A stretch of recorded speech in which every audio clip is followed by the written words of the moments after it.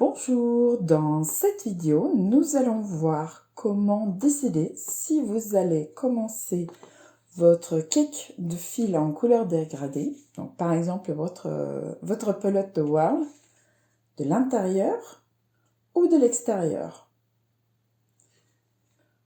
On va parler de la réalisation d'un châle qui se tricote ou se crochette du haut vers le bas en grandissant au fur et à mesure, comme par exemple mon châle pyramidal ou encore un chemin croisé.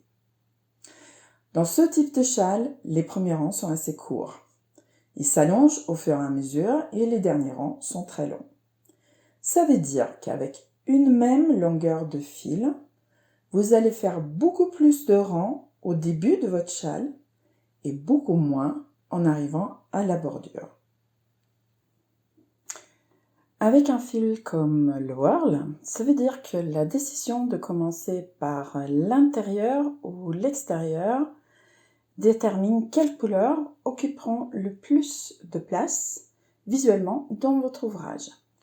Alors on va commencer par prendre une couleur très contrastée comme le Dandelion Munches ici. Si vous commencez par l'intérieur, vous allez faire beaucoup de rangs avec la partie jaune de la pelote. Et cette couleur sera donc très présente dans le châle terminé. Et cette partie gris foncé ou noir sera concentrée au rang en bordure, donc à la fin du châle sur assez peu de rangs. Si, au contraire, vous commencez par l'extérieur, le noir et le gris occupera beaucoup plus de place dans le châle terminé et le jaune prendra plutôt la place d'un accent au niveau des derniers rangs. La répartition exacte des couleurs va bien sûr dépendre à la fois du coloris et du modèle, mais l'idée générale est là. Alors, pour un coloris comme celui-ci, Strawberries and Scream, en commençant par l'extérieur, vous aurez un châle plus pastel, avec une couleur plus intense, plus on va vers la bordure, et donc où la partie la plus intense sera moins présente. Et si vous commencez par l'intérieur de la pelote, eh bien, ça sera l'inverse. Donc, la dominance des couleurs, donc cette dominance visuelle, c'est un facteur à prendre en compte. Et on peut aussi réfléchir aux couleurs qu'on souhaite porter près du visage ou aux couleurs qu'on voudra avoir en bordure. Par exemple, pour que la bordure se détache sur un manteau ou un pull.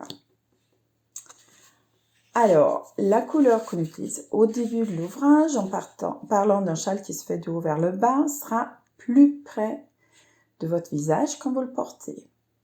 Alors, si on prend un coloris comme celui-ci, le Rose Water Cocktail, si vous commencez par l'intérieur, les couleurs plus vives, donc la pointe jaune et puis tout ce rose, seront plus près de votre visage.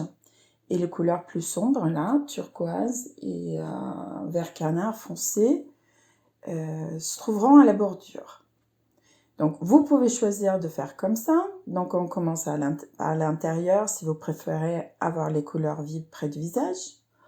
Ou vous pouvez commencer par l'extérieur si vous voulez que ces couleurs vives se détachent contre les vêtements avec lesquels vous porterez votre châle, puisqu'ils vont alors se trouver en bordure.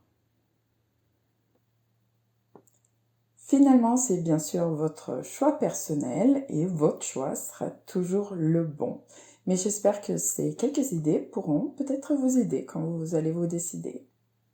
Si vous avez des questions ou des commentaires, n'hésitez pas à les partager sous la vidéo. Et si vous regardez cette vidéo en préparation du cal sur la plage et que vous n'avez pas encore vu la vidéo de présentation du cal, elle va s'afficher sur votre écran et vous pouvez la visionner en cliquant simplement dessus. Si cette vidéo vous a plu, n'hésitez pas à cliquer sur le pouce vers le haut pour expliquer à YouTube que ce contenu peut intéresser d'autres personnes aussi. Et bien sûr, si vous n'êtes pas encore abonné à ma chaîne, n'hésitez pas à le faire en cliquant simplement sur le bouton s'abonner. Merci de m'avoir regardé jusqu'au bout. Je vous dis à bientôt. Au revoir.